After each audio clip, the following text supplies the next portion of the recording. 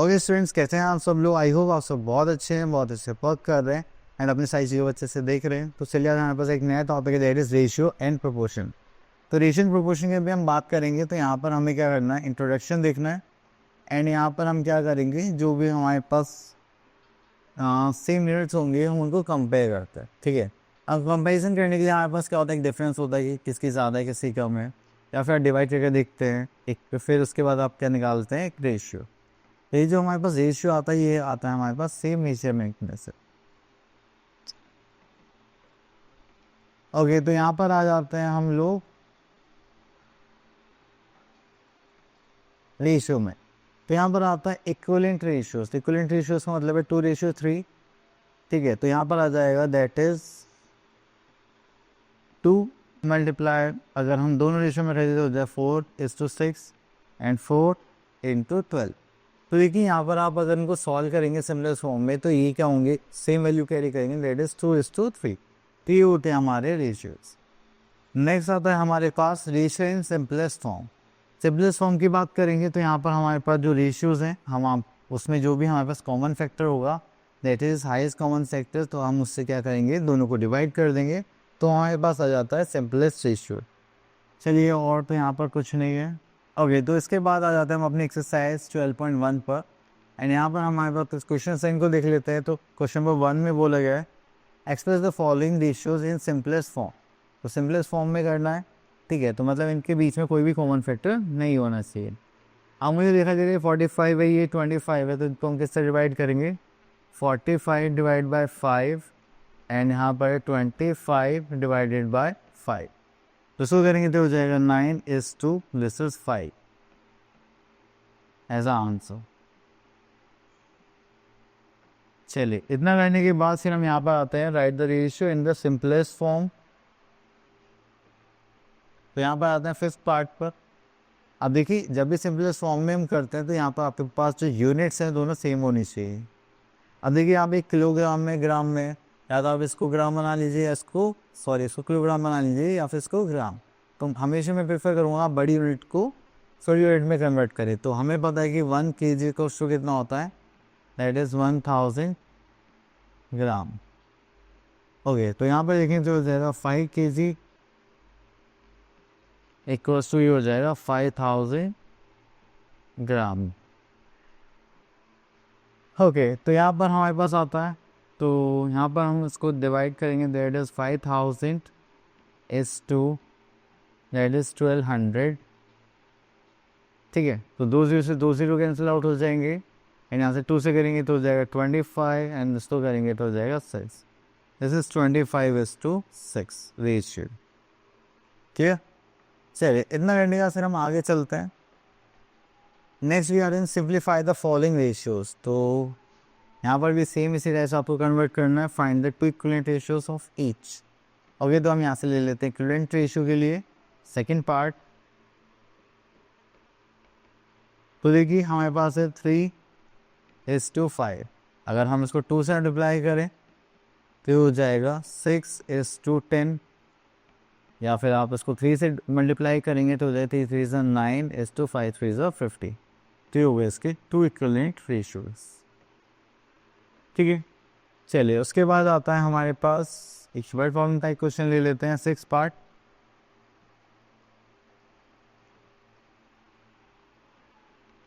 अब देखिए यहाँ पर पंकज है 23 pencils and 23 pens and 42 pencils. तो यहाँ पर आता है हमारे पास नंबर ऑफ पेन्स, जो हमें कितना गिवन है, दैट इज 23। देन यहाँ पर आता है हमारे पास नंबर ऑफ पेंसिल्स। ठीक है, दैट इज 42। ठीक है, तो हमें यहाँ पे निकालना है रेशियो। तो रेशियो में यहाँ पर करेंगे पेन टू पेंसिल। पेन कितना है यहाँ पर 23 एंड यहाँ पर कितने पेंसिल्स इज 42। तो ये हो गया इनका रेशियो। चलिए इसके बाद आगे चलते हैं। तो यहाँ पर हमारे पास क्वेश्चन नंबर 8 कर लेते हैं। यहाँ पर present age of Kush and Shaily are 22 and 16 years respectively. Find the ratio of their present ages, तो हम रेशियो देखेंगे तो दैट इज 22:16 आ जाएगा, उसको 2 से करेंगे तो 11, दिस इज 8।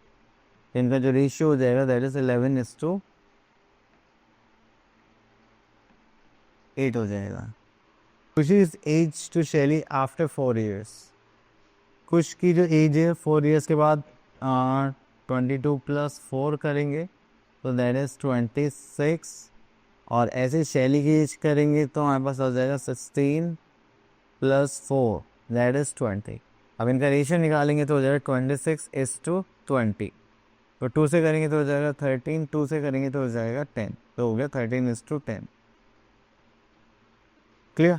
चलिए अब आता है यहाँ पे Shaili age to Push age before 5 years। तो 5 years से पहले क्या होगा, हम दोनों की एज को क्या करेंगे, माइनस कर लेंगे। तो शैली की एज थी 16 -5 इज टू पुश की थी 22 -5 करेंगे तो हो जाएगा 17, एंड यहाँ पे हो जाएगा 11। चलिए हो गया 11:17। Push present age to, Push की प्रेजेंट एज कितनी है 22, और शैली की एज आफ्टर 6 years तो वो भी कितनी की हो जाएगी 22। तो इनका कितना हो जाएगा 1:1। चलिए तो ये हो गया हमारा। देन उसके बाद आता है प्रोपोर्शन।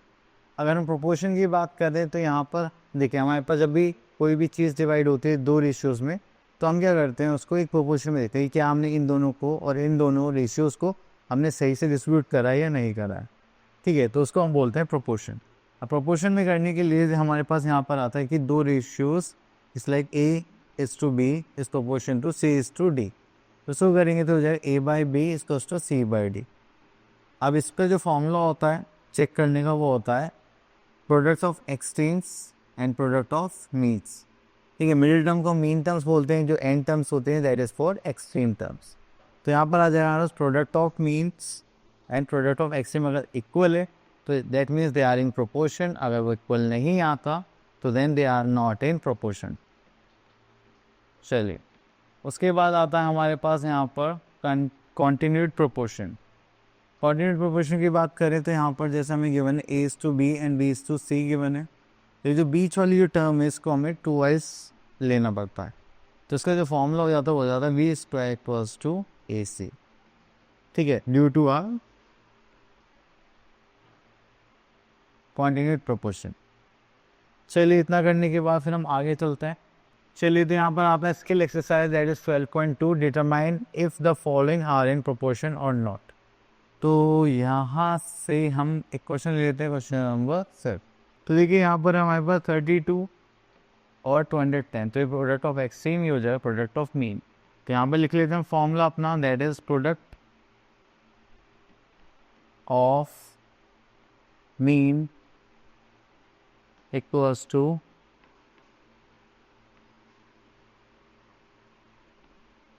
Product of extreme.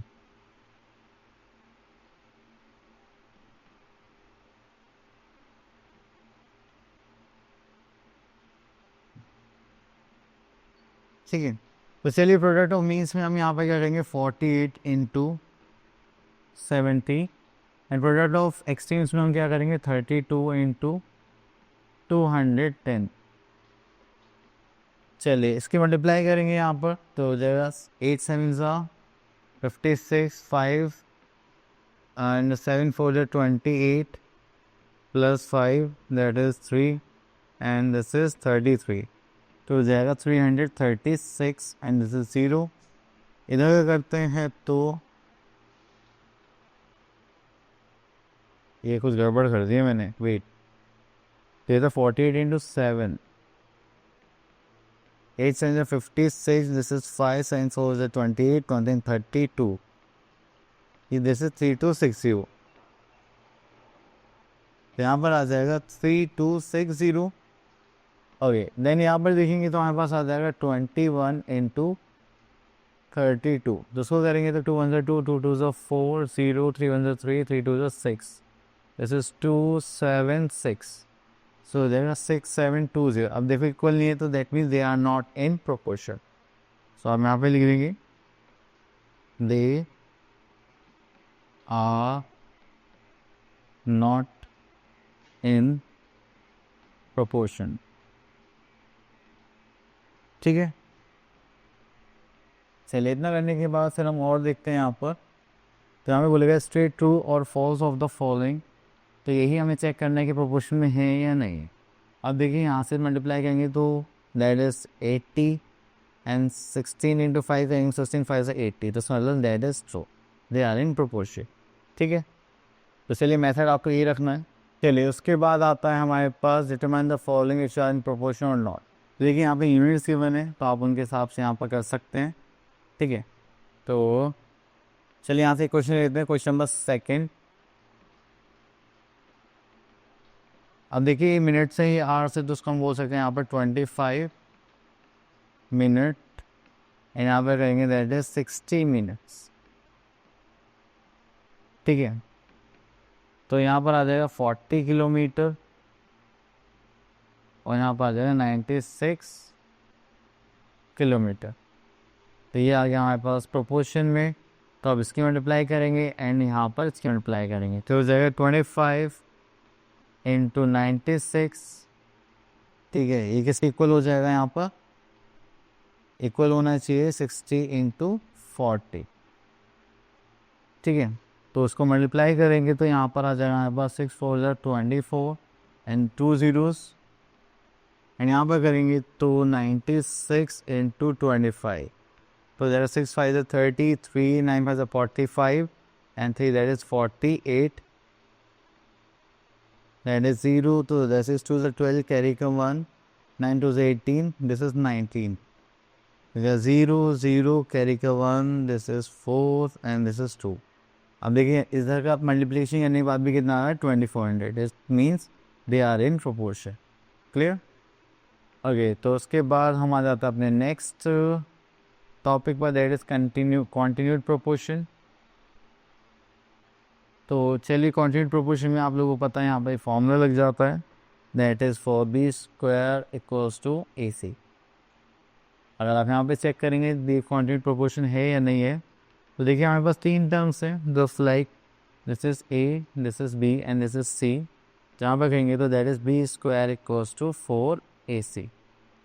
अब इतना करने के बाद फिर हम यहाँ पर देखेंगे तो B कितना है हमारे पास 9, तो यहाँ पर हो जाएगा 9² इक्वल्स टू 4, A की वैल्यू कितनी 3 and C is 27, sorry 4AC नहीं सिर्फ AC। ठीक है, दिस इज 9 9 से कितना हो जाएगा हमारे पास, दैट इज 81 एंड इसको करेंगे तो 27 से 81, तो ये क्या है कंटिन्यूड प्रोपोर्शन में है। चलिए इतना करने के बाद से हम आते हैं अपने नेक्स्ट मेथड पर, दैट इज यूनिटरी मेथड। तो यूनिटरी मेथड वो मेथड होता है जिसमें हमें कुछ क्वांटिटीज़ गिवन होती है एंड उनके बिहाफ पे हमें एक क्वांटिटी एक्स्ट्रा निकालनी होती है। जस्ट लाइक अगर मुझे 10 कमोडिटीज़ का प्राइस गिवन है और मुझे 2 का पूछा जाए तो हम कौन सा मेथड यूज़ करेंगे, यूनिटरी मेथड। तो हम पहले क्या करेंगे, एक का प्राइस निकालेंगे देन उसके 2 से मल्टीप्लाई कर देंगे। तो यही कॉन्सेप्ट होता है हमारे पास। तो सबसे पहले हम यहाँ पे निकालेंगे cost of one article, that is cost जो भी गिवन होगी अपॉन नंबर ऑफ आर्टिकल्स। फिर उसके बाद cost of required number of articles के लिए हम क्या करेंगे, cost of one article into required number of articles. ठीक है, चलिए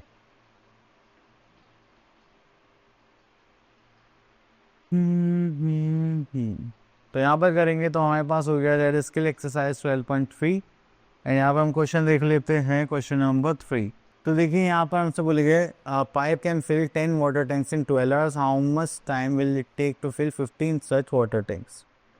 तो यहाँ पर पहले एक वाटर टैंक का हमें निकालना पड़ेगा, देन उसके बाद हम 15 के निकालेंगे। ओके, तो यहाँ पर लिख लेते हैं time taken bye 10 water tank.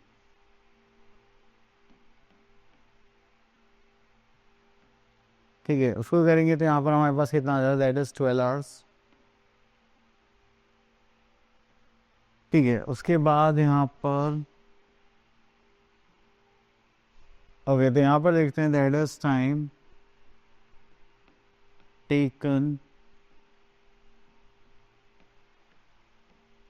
Bye 1 water tank, that is 12 by 10 hours। ठीक है, उसके बाद यहाँ पर ओके, तो यहाँ पर देखते हैं that is time taken by 1 water tank, that is 12 by 10 hours।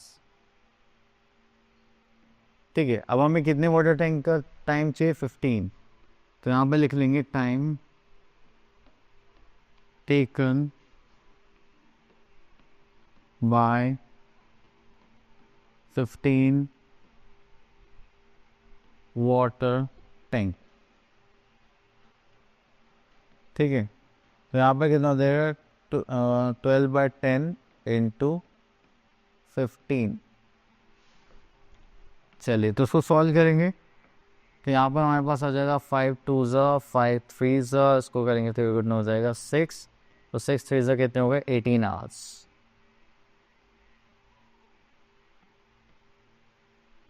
As a answer. ठीक है, चलिए देन उसके बाद आगे चलते हैं। चलिए ये सब इसी टाइप के क्वेश्चन है, तो सेम ही टॉपिक है, तो आई होप आपको टॉपिक क्लियर हो गया होगा। मिलते हैं नेक्स्ट वीडियो में, तब तक के लिए ऑल द बेस्ट।